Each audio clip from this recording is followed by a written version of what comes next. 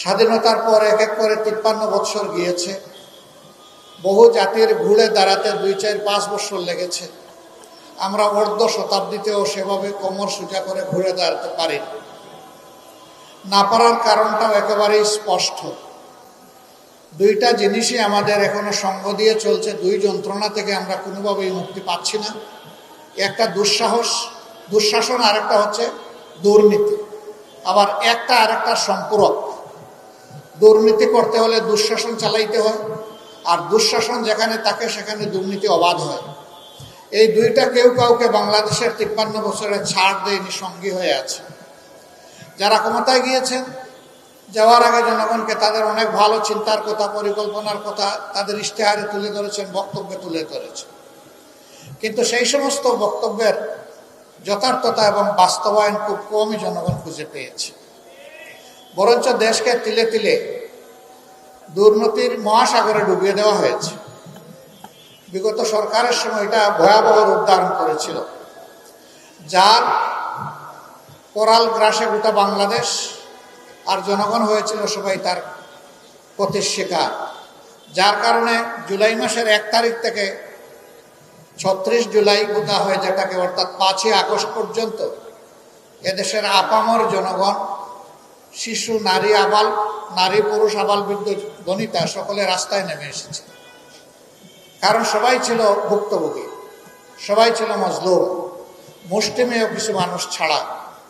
যারা আপামর জনগণকে কষ্ট দিয়েছে, নির্যাতন করেছে, জুলুম করেছে, খুন করেছে, গুম করেছে, সম্পদ লুণ্ঠন করে নিজেদের কপাল গড়েছে, বিদেশের মাটিতে পাচার করেছে এবং মানুষকে জেল জুলুম অত্যাচারে একদম জর্জরিত করে তুলেছিল।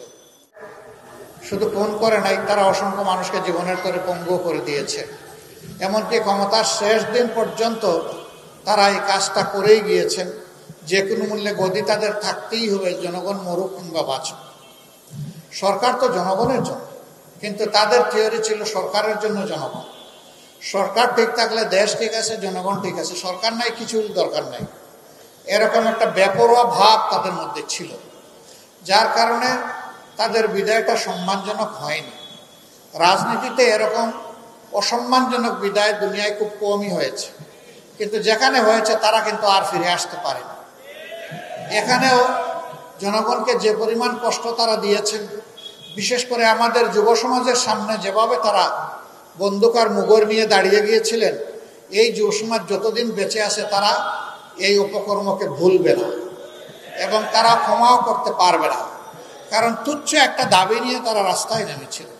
সেই দাবিটা দমন করার জন্য সরকার খুব অমানসিকভাবে তাদের উপর নির্যাতন করে 2000-এর কম বেশি মানুষকে খুন করেছে। তাদের সকলেই ছাত্র না, তাদের মধ্যে শ্রমিক আছে, ক্ষুদ্র দোকানদার, ব্যবসায়ী আছে, সাধারণ মানুষ আছে, বিভিন্ন মানুষ এখানে ক্ষতিগ্রস্ত হয়েছে, এমনকি কুলের শিশু রিয়াও আছে। তো এই আবু সাইদ থেকে শুরু করে রিয়া পর্যন্ত যারা মারা গেলেন, তারা কি দোষ করেছিল এই সরকারের কাছে? এমনকি এতটা তারা কঠিন হয়ে উঠলেন যে শুধু জমিনের বাহিনীগুলোকেই নয়, আকাশে বাহিনী পাঠিয়ে আকাশ থেকেও গুলি করে তারা মানুষ খুন করলেন।